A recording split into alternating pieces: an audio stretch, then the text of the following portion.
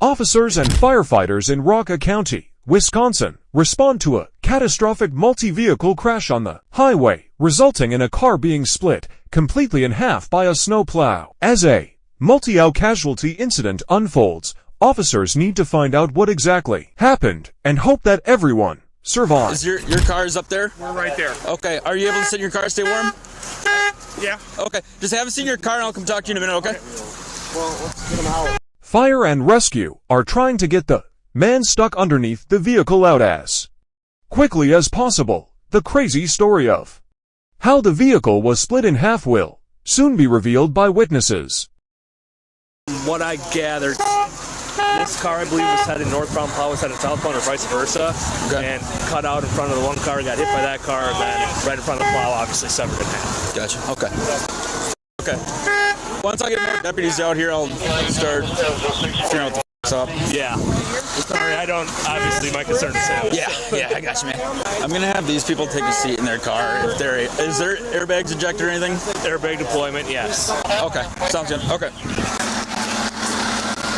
Hi there, I'm Deputy Leish with the Sheriff's Office.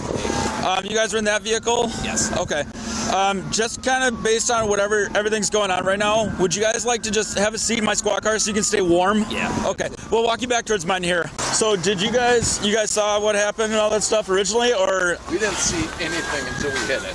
Okay. I talked to the guy in the vehicle that pulled over. Yep. And he said that I think he was following that car, and they hit some ice, they slid, and then the plow hit them, spun it into the middle, and then we hit them coming across. Okay. While this explanation describes most of how the crash occurred, it doesn't explain how the man trapped underneath the vehicle got there. Through further investigation, officers will soon find out. Bump in the back, I'll have one of you go on one side, one of you go on the other side, okay? Yep, absolutely. And then let me, it's warm enough in there, I can turn it up, crank the heat or something. It's not looking good, homie. No? The car's up there, fire's trying to get him out. He's pinned under the front wheel of the car. Was he a passenger or driver? Do you know? I'm thinking he's driver. The whole car's ripped in half. So these folks from this car over here are in the backseat of my car. Okay. Another car, I told that gentleman to have a seat in his car. I guess he saw it. Oh. Okay. And then the plow truck's in front of him. So once we get this guy out and all that shit, then we can tag team it or whatever you want to do. Yeah. Is your car unlocked? Yeah. We're just going to check on the two. Yeah, they're in the back seat of the Charger. It should be unlocked.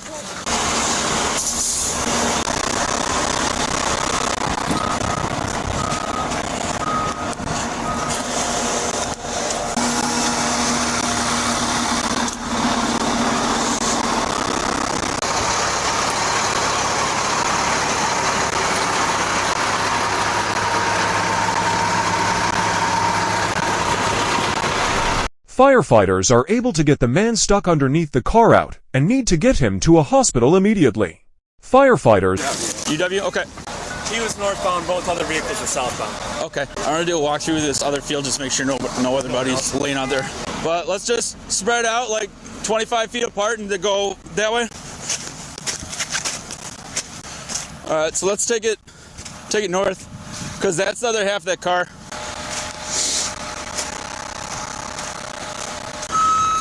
I think those pieces are old, but there's pieces of the car out there. I was going to say, remember to look up. always surprise you.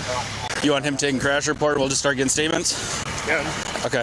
Alrighty. I'm sorry it took so long. You just kind of It's all right. a little bit of a cluster going on here. You guys. The car that crashed Okay. was going eastbound. The black one. Yep. And they started to fishtail, and they came around, caught the front of the plow truck. With the front end or the back end? With the back end. Okay. And then flung the back end of the car over there, and they came to rest right about where the fire truck is. Okay. Facing that way with the... Facing back northbound? They were shooken up, but they were both fine. Okay. And then the car that's in the ditch way over there Yep. was going eastbound as well. Okay. Couldn't see them or anything because they didn't have any lights on. Gotcha. At the front of them, that's when the driver came out.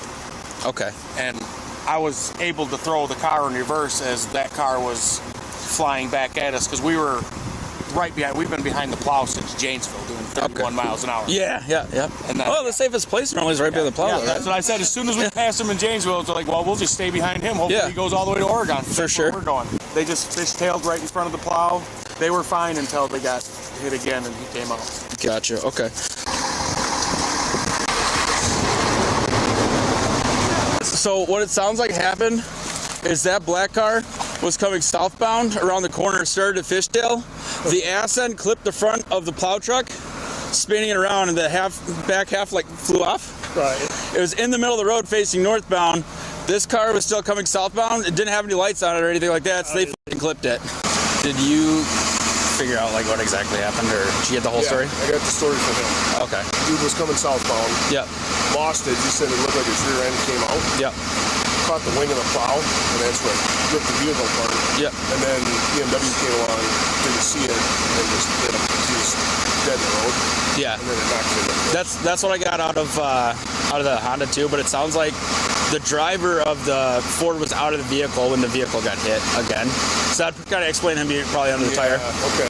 So yeah, it's not ejected, but it's probably all going, holy crap, he's got in a crash. Yeah. Now that officers have the details of what happened, they need to do field sobriety testing to confirm no one was under the influence. However, when the officer returns to his vehicle to get the male and female from earlier, he's met with a surprise. So the two people from the BMW were sitting in my squad. Now I don't know where the they're at. These people that were in my car are in this ambulance? 12 drivers in this one. You guys have the folks from the BMW? We do, yeah. Okay. We were just finishing up with them. So you guys were headed home, I'm assuming? Yeah, okay. Where are you guys coming from tonight? Musca Lounge on Monona Drive. Is that like a bar or something like that? Okay. Did you have any drinks or anything? She was drinking pretty good. I had a couple drinks and then I had 2 or 3 Diet Cokes at the end of the night. So. Okay. Well, what do you typically drink, or what did you drink tonight? I had half a PBR, or like a third of a PBR. Okay. And then because I couldn't down it, and then I had like 1.5, like 5% alcohol beers. Okay. Do you feel like you're under the influence of anything at this time or anything like that? Okay. Just kind of based on what's going on tonight, I'm going to ask that you do standard field sobriety testing, and as long as you're good to go home tonight. Okay. So if you guys are good, I'll have you step out, and then we'll go through that process real quick, and then we'll get you on your way. Okay. I'm going to try to get this with you as fast as possible here. The rain's coming this way. I'll have you face this way. Face this way. Okay. Yeah, so the rain's not hitting you in the face. Okay. Yep. Do you have any kind of like knives on you or anything like that? Nope. All right. So first part is an eye exam. Just look at the tip of my finger, okay? Mm-hmm. And following with your eyes only. Yep. Remember keeping your head still. Mm-hmm.